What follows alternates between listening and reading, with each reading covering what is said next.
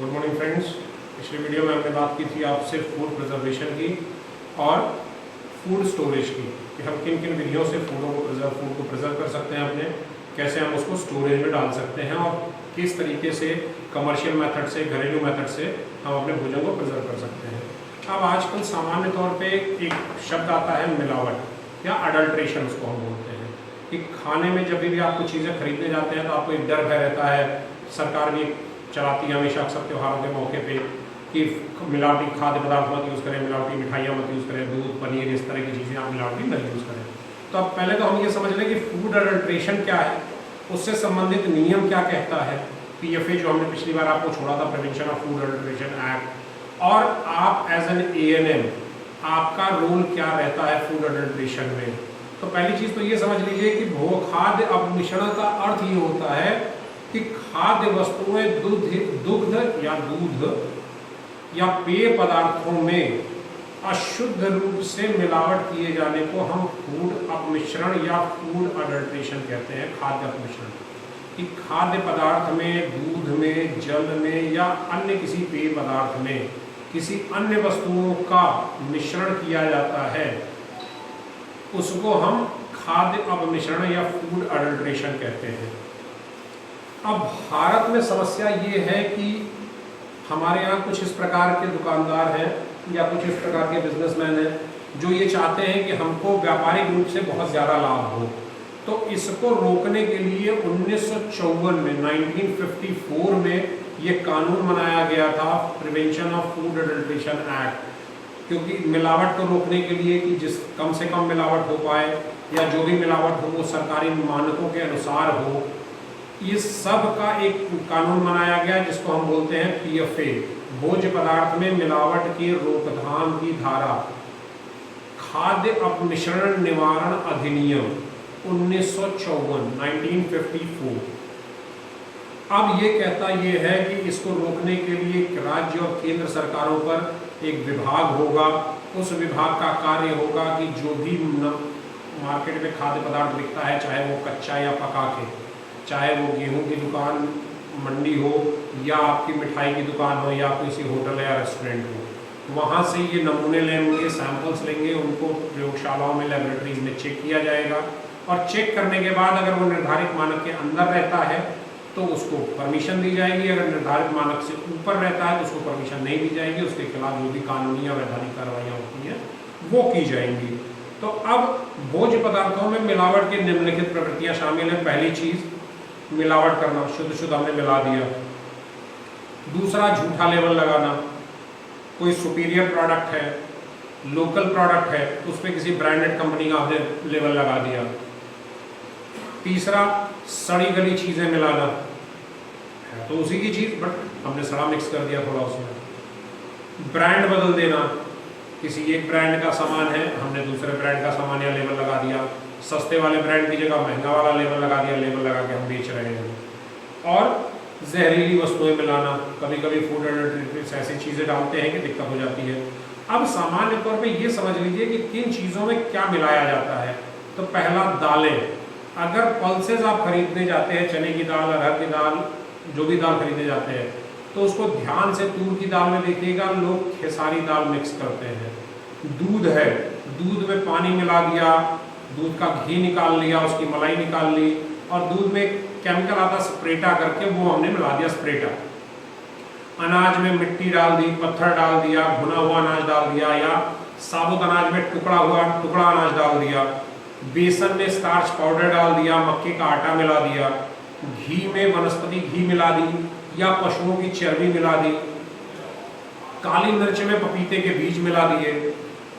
वनस्पति घी में खनिज तेल मिला दिया। अभी कुछ समय पहले आया था, सरसों के तेल में आर्जिमोन मैक्सिकाना के तेल मिलाया जाता था, काफ़ी ज़्यादा समस्या हुई तो सरकार ने उस पर बैन लगाया, तो फिर लोगों ने बंद कर दिया मिलाना, मगर अभी भी कुछ ऐसे लोग हैं जो मिलाते रहते हैं। धनिया में लकड़ी का बुरादा मिला दिया, घोड़े की लीद मिला दी, हप्पीसी में रंगी हुई मक्का मिला दिया, या पीली मिट्टी मिला दी हल्दी में। शहद में चीनी मिला दिया। शहद को सबसे सही चेक करने का तरीका आप ये है कि कोई भी आप शहद खरीद के लाते हैं यदि ठंडी के मौसम में, सर्दी के मौसम में आप उसको नॉर्मल टेम्परेचर पे रख दीजिए। यदि शहद के नीचे की तरफ बॉटम साइड में वाइट चीज़ें जमा हो जाती हैं तो आप ये मान के चलिए कि वो शहद में 100% मिलावट की गई है, क्योंकि ठंडी के मौसम में जो शहद रहता है वो ऊपर हो जाएगा और जो भी चीनी रहती है वो सफ़ेद रंग की नीचे बैठ जाएगी। अलग अलग कंपनियों के ब्रांड्स आते हैं, पतंजलि का आता है, डाबर का आता है, अदृत कुमारी का आता है, बैद्यनाथ का आता है, पीस का आता है। सारे ब्रांडों को आप अपने घर में सिंपली चेक कर सकते हैं। आपने एक छोटी बोतल ली, ठंडी के मौसम में रख दी, अगर उसमें नीचे की तरफ जम गया वाइट, आप मान के चलिए कि शहद में मिलावट है। और लौंग में तेल निकाली हुई लौंग लोग मिला देते हैं। अब इसको हम कैसे टेस्ट करेंगे? तो लौंग का जो फूल होता है उसको तोड़ के अपने मुंह में लगाइए, जीभ में लगाइए, बड़ी तेज टाइप का स्वाद आता है आपको। और अगर जिसमें तेल निकाल दिया रहेगा उसमें स्वाद आपको नहीं आएगा। तो ये सामान्य चीज़ें हैं जो खाद्य पदार्थों में मिलाई जाती हैं। अब इसको रोकने के लिए, जैसे अभी मैंने पहले बताया कि prevention of food adulteration act बना था 1954 में। तो अब उस अधिनियम का जो भी उद्देश्य था, उद्देश्य क्या था? तो सबसे पहला और प्राइम कंसर्न ये था कि खाद्य पदार्थों की गुणवत्ता को बनाए रखना। जो भी खाद्य पदार्थ हम खाते हैं, जो भी खाद्य पदार्थों को सप्लाई होता है, उसकी गुणवत्ता बनी रहे। मिलावट में रोकथाम करना, मिलावट रोकी जा सके। मिलावटखोरी के लिए जिम्मेदार व्यक्ति या संस्थाओं के खिलाफ कानूनी कार्रवाई करना, उन्हें दंड दिलाना। मिलावट की रोकथाम के लिए उपभोक्ता को या स्वयंसेवी संगठनों को अधिकार प्राप्त कराना कि आप एज ए उपभोक्ता हैं, आप पूछ सकते हैं कि इसमें आपने क्या मिलाया, क्या नहीं मिलाया। या यदि आपको दिखाई देता है कि इसमें मिलावट है तो आप, जो भी आपका डीएसओ है, डिस्ट्रिक्ट सप्लाई ऑफिसर है या फूड एडल्ट्रेटिव ऑफिसर है, आप उससे कंप्लेन कर सकते हैं। दूसरा, राज्य के खाद्य में अपमिश्रण अधिनियम का अनुमोदन करना कि हर राज्य में अलग अलग अपने अपने हिसाब से वो नियम बना सके। और आयातित खाद्य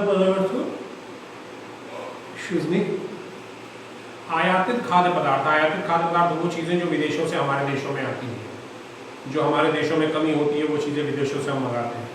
जैसे पाम ऑयल हो गया, दालें हो गई, कभी कभी गेहूँ या फल, कुछ अलग अलग प्रकार के फल होते हैं, कीवी हो गया, आपका सपोता हो गया, इस तरह के फल विदेशों से आते हैं। तो उनकी जांच करना कि वो सही है या गलत है।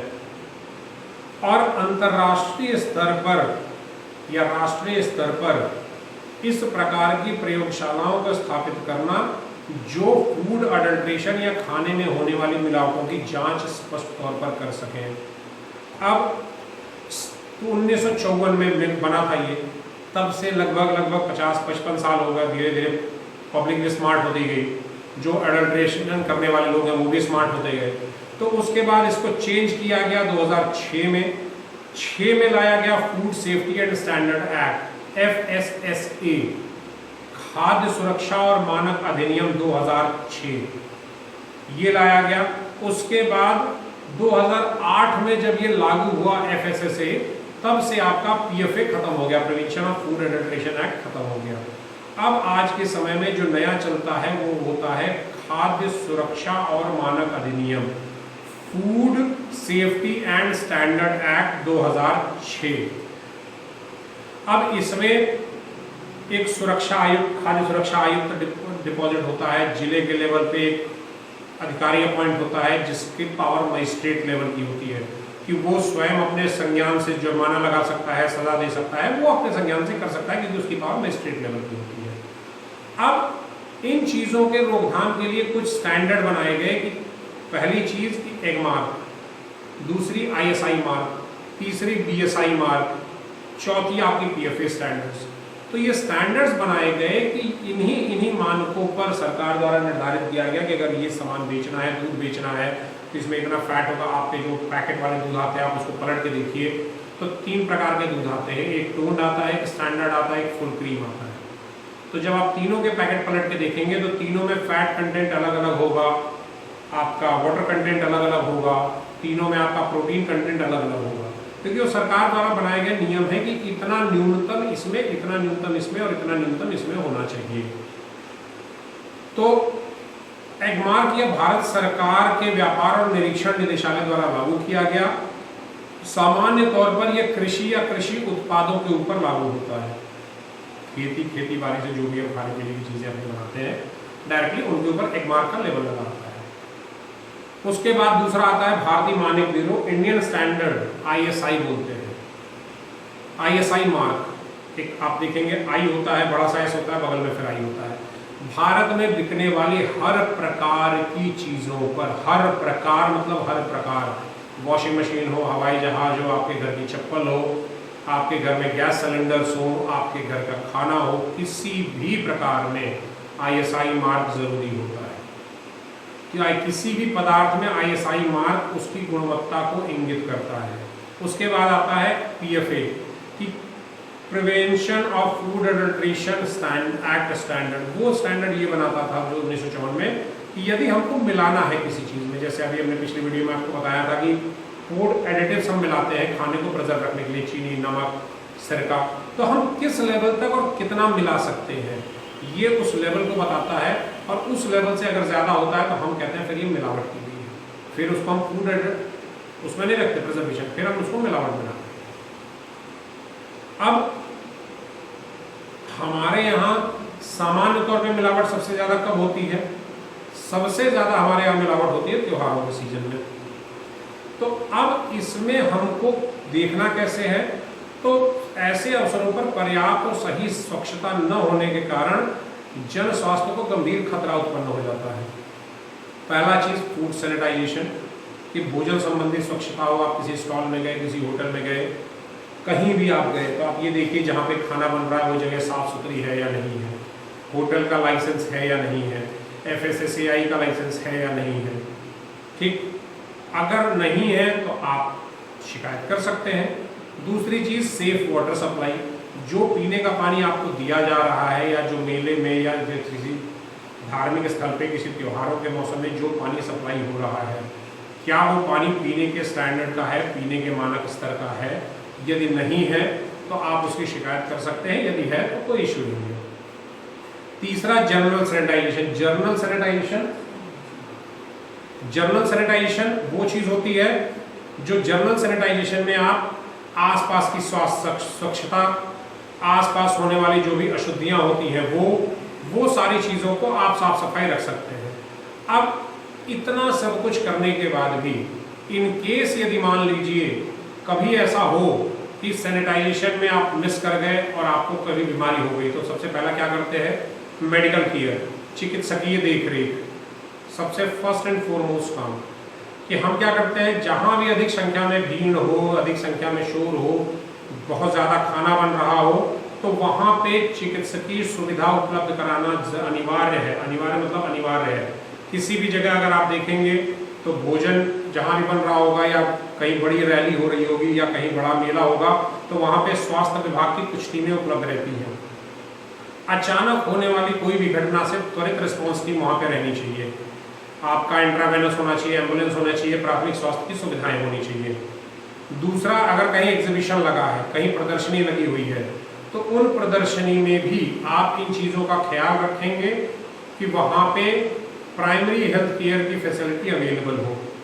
तीसरा, रिफ्यूज डिस्पोजेबल, जो कूड़े कचरे का डिस्पोजेबल होता है, यदि कूड़े कचरे का डिस्पोजेबल कराया जा रहा है तो आप इन चीज़ों का ध्यान रखेंगे कि उसको मानक के अनुरूप कराया जाए, कूड़े कचरे का डिस्पोजेबल। और मच्छर मक्खी कोई भी खुला सामान ना हो, सारे सामानों को ढक के रखिए। अगर कहीं मच्छर मक्खी है भी तो आप तत्काल उस पर DDT का छिड़काव कर दीजिए, गैसोक्सिन का छिड़काव कर दीजिए। और फर्स्ट एड की हमेशा आप तैयारी रखिए कि यदि कोई मान लीजिए खुदा ना खास्ता कोई गड़बड़ हो गई तो आप फर्स्ट एड की तैयारी रखेंगे। अब आता है अडल्ट्रेशन में आपका एज अ ANM रोल क्या होता है। पहली चीज़ तो जिसको हम कहते हैं कि इंट्यूशन पावर या गेसिंग पावर, कि मिलावट किए जाने वाले पदार्थों का आप अनुमान लगा सकें। मिलावट कहीं भी की जा रही है तो आपको प्राथमिक अनुमान ये होना चाहिए कि हाँ इस जगह पे ये मिलावट हो रही है। दूसरी, PFA एक्ट और FSS एक्ट्स की आपको पूरी तरह से जानकारी होनी चाहिए। Preservation of food adulteration act 1954 and food safety and standard act 2006, इन दोनों की आपको पूर्ण रूपेण जानकारी होनी चाहिए। तीसरा, मिलावट की साधारण जांच के तरीके आपको मालूम हो। सामान्य तौर पे हम जांच कैसे कर सकते हैं किसी मिलावट की? चौथा, नमूना लेने की प्रक्रिया का आपको ज्ञान हो और जो भी संस्थाएं हैं आप उन संस्थाओं को तत्काल उसकी जानकारी दीजिए। व्यक्तिगत स्वच्छता के आदतें जो भी हैं, अगर आप ग्रामीण क्षेत्रों में काम कर रहे हैं, अगर आप शहरी क्षेत्रों में काम कर रहे हैं, या आपकी ड्यूटी ऐसी जगह पे लगी है जहाँ पे रैली हो रही हो, जहाँ पे कोई फंक्शन हो रहा हो, कोई जैसे क्योंकि अब आजकल तो सीजन आ गया पूरा का पूरा, अब गणेश चतुर्थी है, फिर आपका दशहरा है, फिर दिवाली है, फिर दशहरे के मेले आएंगे, न्यू ईयर पार्टीज आएंगे, तो ये सारी जगहों पे आप उन चीज़ों को बताइए कि भैया आप सैनिटाइजेशन रखिए, स्वच्छता रखिए, चीज़ों को साफ सुथरा रखिए। फिर भोज्य पदार्थों के संग्रहण का परिरक्षण के नियम, जो अभी मैंने आपको पिछली वीडियोस में बताया था कि एडल्ट्रेशन का, प्रिजर्वेशन का, स्टोरेज का, सारे के सारे नियम कानून आपको पते हो। फिर पोषण का तरीका, भोजन पकाने का सिद्धांत, भोजन पकाने की विधियां, ये सारी चीजें आपको पता होनी चाहिए। अब समुदाय में अगर कहीं भोजन बन रहा है तो उस भोजन का स्रोत क्या है, भोजन कहाँ से आया, कितना कंटामिनेटेड है, साफ सफाई हुई है, धुला है या नहीं धुला है, ये सारी चीजें आपको पता करनी पड़ेंगी। उसके बाद आता है फूड कंटामिनेशन। कंटामिनेशन मतलब हम बोलते हैं संक्रमण, संदूषण, कि जो खाना आप खाने वाले हैं वो खाना आपका दूषित हो गया, वो खाना आपका कंटामिनेटेड हो गया। तो आहार मानव के वृद्धि विकास के लिए अति आवश्यक है और स्वास्थ्य को बनाने के लिए महत्वपूर्ण भूमिका निभाता है। मगर यदि संदूषण खाना आप खाते हैं, कंटामिनेटेड फूड आप खाते हैं, तो आपके स्वास्थ्य के लिए प्रतिकूल प्रभाव डालता है और कभी कभी डेथ हो सकती है। आप अक्सर सुनते होंगे कि फूड पॉइजनिंग के कारण इतने बच्चों की तबीयत खराब हो गई या इतने लोगों की तबीयत खराब हो गई, इतने लोगों का मृत्यु हो गई। तो इन चीजों को आपको ध्यान देना है। अब कंटामिनेशन होता कैसे है, ये चीजें थोड़ी समझ लीजिए।